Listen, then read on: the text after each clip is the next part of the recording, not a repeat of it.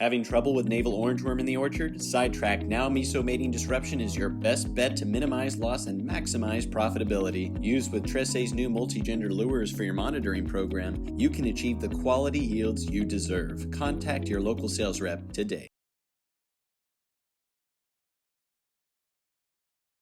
Hello, I'm Matthew Malcolm with Pacific Nut Producer Magazine, reporting to you here today with Richard Waycott from the Almond Board of California. We're off to another season and we're well in progression. We just got the initial analysis of where we anticipate the crop to be this year. I was hoping you could talk a little bit about that, but also, share with us some news because we keep having bigger crops in the almond industry, and everybody's wondering, is the market going to take it? Right.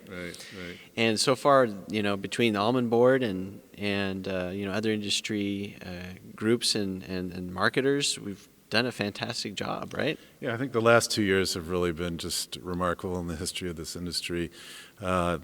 Most people lose track of the fact that between the 2018 crop and the 2020 crop, production in California grew by 37%. And that is over 800 million pounds, and that in 2 years. And so, that kind of growth in any industry is just unprecedented, especially when it takes place during COVID. It takes place during the port disruptions. It takes place during times of retaliatory tariffs that are still in place in certain countries. So you couldn't ask for a more challenging environment, I think, from an industry perspective. However, we have hit record shipments in 19. This crop year, 2020, 2021, we're up 20% in terms of shipments. We've had record shipment months every month except for January this year. And with the commitments that we have on the books for the last 3 months, things look very positive to probably have record shipments through July.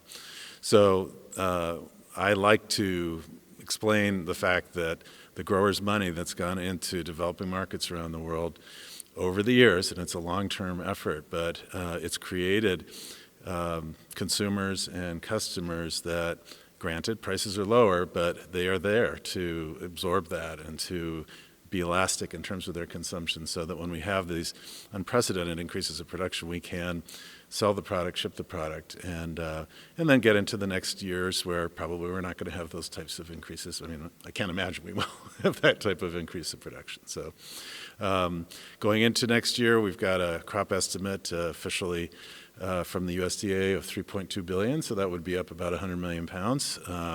So percentage-wise, 3%, I think it is a very, very small percentage increase. We'll have the objective estimate coming out July 12th. So that's the one where they actually go out in the fields and strip the limbs and do all the calculus to come up with their number. Last year, it was 3 billion pounds subjective, 3 billion pounds again in July, the same number. We'll see. I think traveling up and down the state, there are a lot of growers that think that the average yield that the USDA is using may be on the high side. So we'll see when the next statistics come out in July. Well, I love that you mentioned, that although we have all these challenges, with this increasing growth of the industry, we're still, under the circumstances, that's pretty good. And without the trade barriers and pandemic issues and port issues, which we feel like those things eventually are going to go away, right? Then, we should be doing a lot better, right? And you even mentioned, in conversations prior, that we've got some great new markets that are in development. Can you tell us about India and some of the other countries that we've had some increased successes in? Astonishing success, yeah.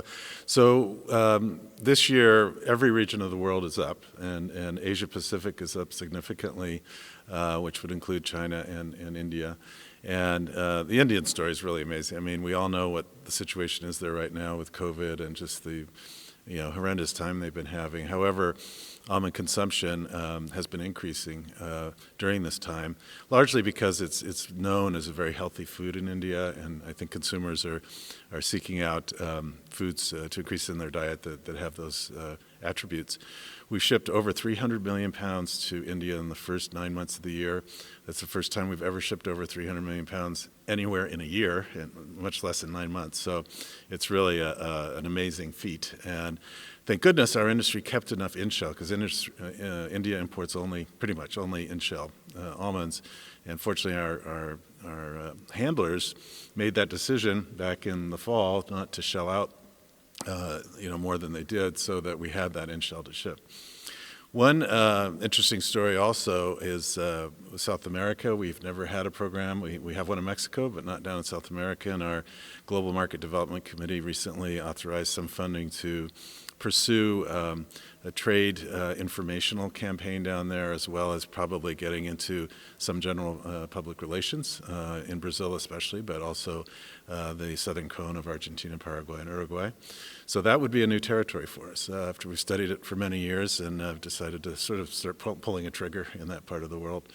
Another interesting story, I think, is China, because we still have the tariffs in place. However, they have created a certain exemption so that the tariff goes from 55 to 25, and with lower prices from California, even paying the tariff looks a little more attractive. And then they have some free trade zones in China where you can import and further process, and then the product enters the country with, I believe, only a 5% tariff. So we've seen our shipments to China really increase in the last few months, and it's because importers are finding different ways to bring product into the country without paying the full tariff. Yeah, no matter what's going on politically, Chinese still like California almonds. So Well, that's a good they've thing. developed a tremendous, they're great snackers, and over the last 20, 30 years that we've been working there, they've really developed an affinity for tree nuts and almonds in particular. Awesome. Well, thank you, Richard. Read more about these things. Stay current on what's going on in the California almond industry by reading Pacific Nut Producer Magazine. I'm Matthew Malcolm, CaliforniaAgNet.com.